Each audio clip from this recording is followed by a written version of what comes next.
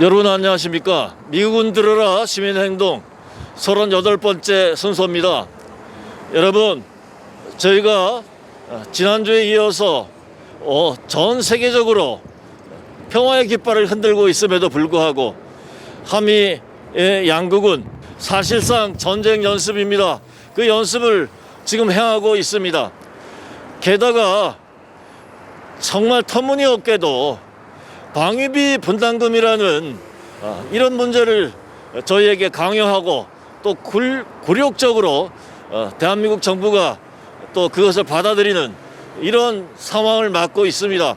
하지만 시민 여러분들의 뜻을 모아서 저희가 한반도의 평화를 진정으로 갈망하는 그런 민족인 것을 세계 만방에 공표를 하게 되면 저들도 그 뜻을 굽히지 않을 수 없으리라고 믿습니다. 여러분, 오늘은 주권 방송에서 한미 군사 훈련 규탄을 주제로 한 그런 방송을 통하여서 여러분들과 함께 시민 행동에 나설 것입니다.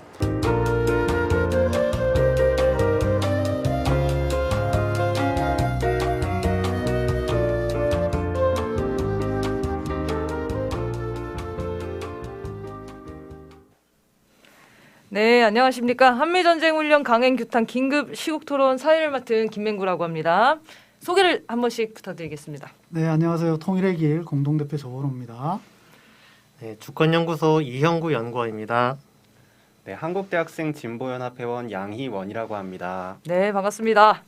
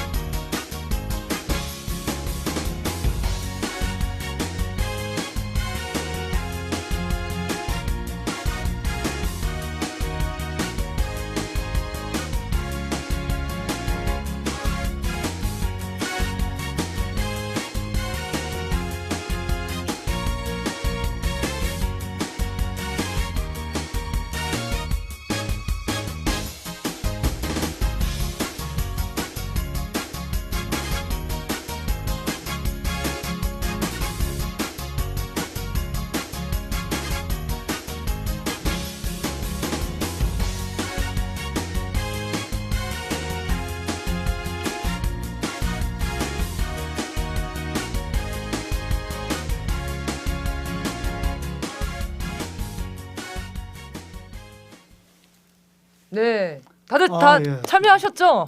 네. 박수 한번. 와, 너무 고생하셨습니다. 얼굴 한번 확인하셨나요? 잘 안 보여요. 서울은 너무 많아가지고 저렇게 이제 지도로 이렇게 되어 있으니까 또 감회가 새롭네요. 참가했다는 좀 자부심도 생기는 것 같은데요. 어쨌든 이렇게 코로나 시국에 저희가 사실 집회하기가 진짜 쉽지가 않아요. 그런데도 불구하고 정말 많은 시민들의 참여로 이 전쟁 훈련을 반대하는 평화의 목소리 이런 것들을 쭉 냈다는 건데요. 저희도 이제 많이 참여를 했었는데 하지만 그럼에도 불구하고 또 결국 이제 한미 군사 훈련이 강행되고 말았습니다. 이런 강행을 좀 진행한 정부의 이 모습에 대해서 보시면서 좀 어떤 생각을 하셨는지 한번 얘기 좀 부탁드리겠습니다. 참 뭐 다들 느끼시는 거겠지만은 이게 답답하죠. 네. 이게 도대체 이게 뭐 적인지 아군인지 분간을 하리라고 봐요. 저는 분간을 못하는 건 아니다. 근데 분간을 하면서도 왜 이렇게밖에는 못하나? 그런데 단 하나 이제 이 문제는 이 우리가 뭘 하나를 이루려면 사실 죽기 살기로 뭘 걸어야 되지 않습니까? 네. 걸지 않으면 되지가 않아요.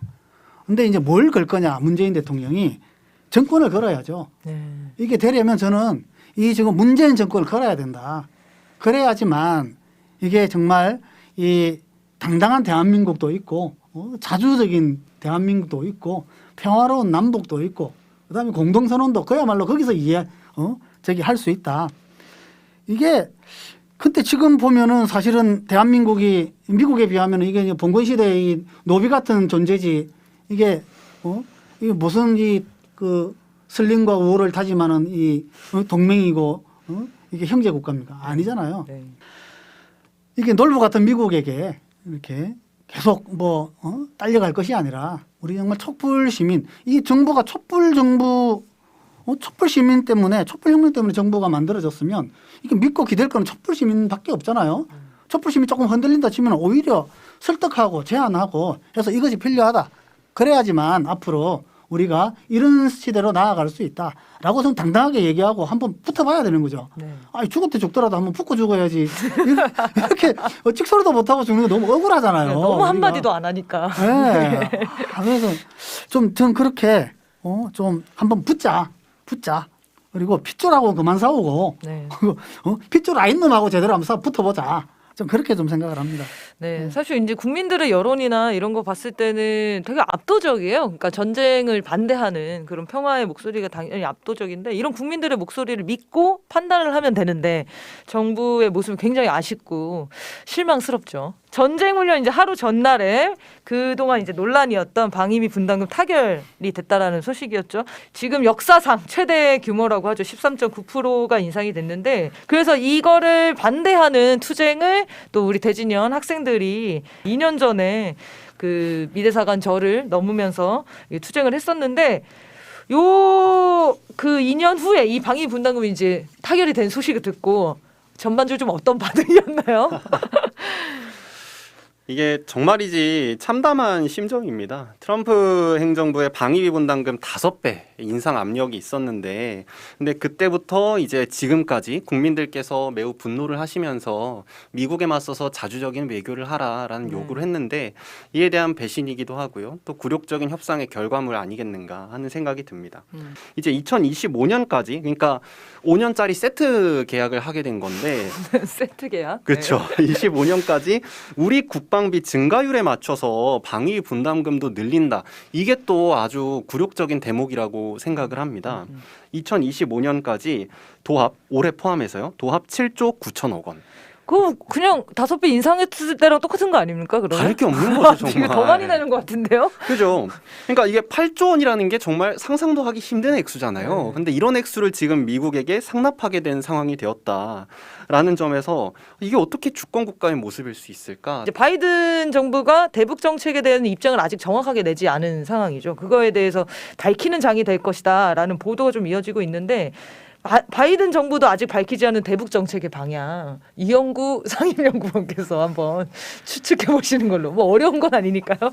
네, 네. 뭐 서두에 말씀드린 것처럼 이 한미 합동 군사 훈련을 이제 강행하는 그 어느 분이 말씀을 해주셨는데 지금 한미 합동 군사 훈련이 주목을 받았던 거는 미국에 이제 새로운 행정부가 들어섰기도 했고 또 북한에서 8차 당대회에서 강대강, 선대선 뭐 이런 원칙을 말하지 않았습니까? 그러면서 미국이나 한국 정부가 적대 정책을 하면은 그에 상응하게 네. 만약에 한반도에서 정세가 불안정해지면 그 상대 국가의 안보도 마찬가지로 불안정하게 만들 거다라고 강경 대응할 거라는 거를 천명을 해놓은 상태였기 때문에 미국이 여기서 북한과의 트럼프 대통령이 이제 북한과의 대화를 해놓은 게 있으니까 또 바이든은 트럼프보다 상식적인 사람 아니냐라는 일각에서의 기대도 있었죠. 그러면서 한미합동 군사훈련을 진행하지 않을 수도 있지 않겠냐 뭐 이런 기대가 있었던 것도 사실인 것 같은데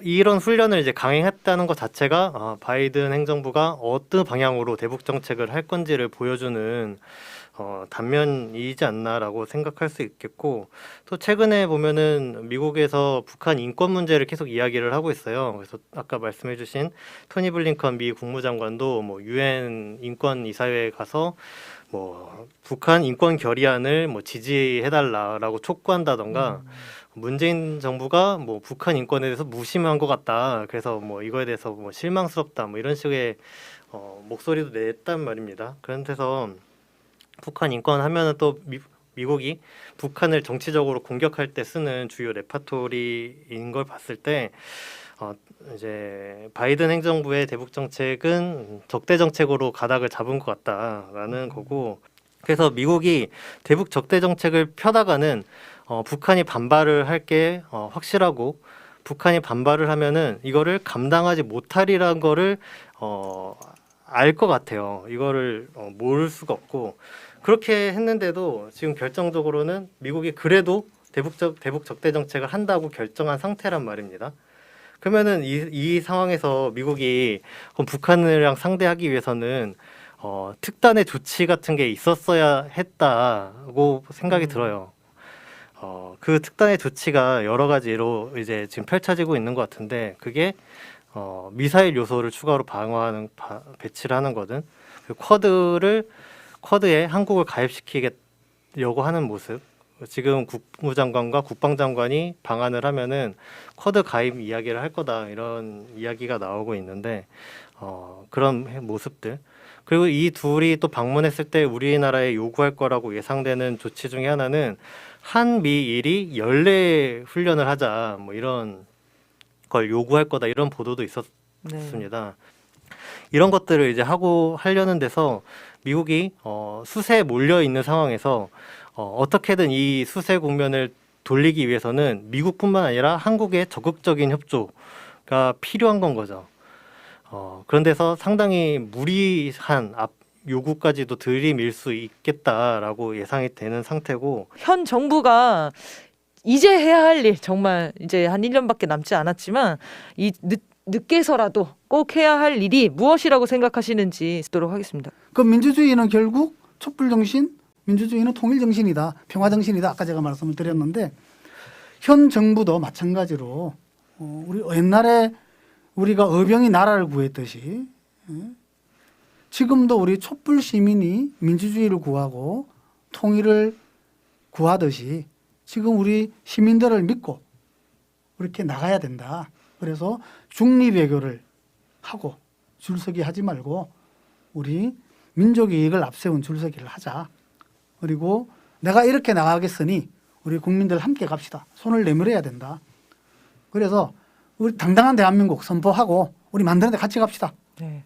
그래야지 진정한 촛불 정부가 되고 자주 정부가 되는 것이죠. 네. 네. 그래서 정말 이 촛불 정부라고 얘기하는데, 자임을 하는데 문재인 정부가 이게 무늬만 촛불이 아니라 진정 촛불이 되기 위해서 우리 국민들과 함께 어려움이 있더라도 아까 말씀드렸듯이 1점 돌파해야 된다. 4년 동안 미국 때문에 안 되고 미국 때문에 안 되고 미국 때문에 안 되고 또 미국 때문에 안 되는데, 그러면 되려면 미국을 넘어서지 않으면, 한미동맹의 틀을 벗어나지 않으면, 울타리를 뛰어넘지 않으면 할 수 있는 건 아무것도 없다라는 것을 저는 명확하게 다시 반성하고 네. 다시 촛불 정신으로 시작하기를 바랍니다. 뭐 우리 많은 시민들이 그렇게 생각할 것 같아요. 이제 그 우리 문재인 정부가 하고 싶은 거는 많이 있을 거다. 방금 뭐 우리 또 여기 참여하신 분들도 말씀하셨는데, 그런데 어쩔 수 없이 하지 못하는 일들이 더 많을 거다. 그러면 하지 못하는 데 하게 하려면 그거는 이제 우리 시민들의 영역인 거예요. 네. 그리고 의병들의 영역인 거예요. 이전처럼. 그래서 우리가 들불처럼 일어나서 우리 문재인 대통령 하도록 우리가 네. 만들어야 하는 것이 또 우리의 역할 아닌가. 대통령은 대통령 할 일이 있고 우리 시민들은 시민 할 일이 있고, 그래서 우리는 이제부터 시민들은 시민 할 일을 찾자. 네. 그래서 열심히 길거리 뛰어다니면서 뭐 코로나를 물리치고 그리고 열심히 한번 뛰자. 이 얘기를 좀 하고 싶습니다. 네. 그래서 당당한 대한민국 만들기, 우리 민족자주운동 시민들이 벌떼처럼 일어나서 의병처럼 일어나서 한번 만들어 보겠다, 이 말씀 드리겠습니다.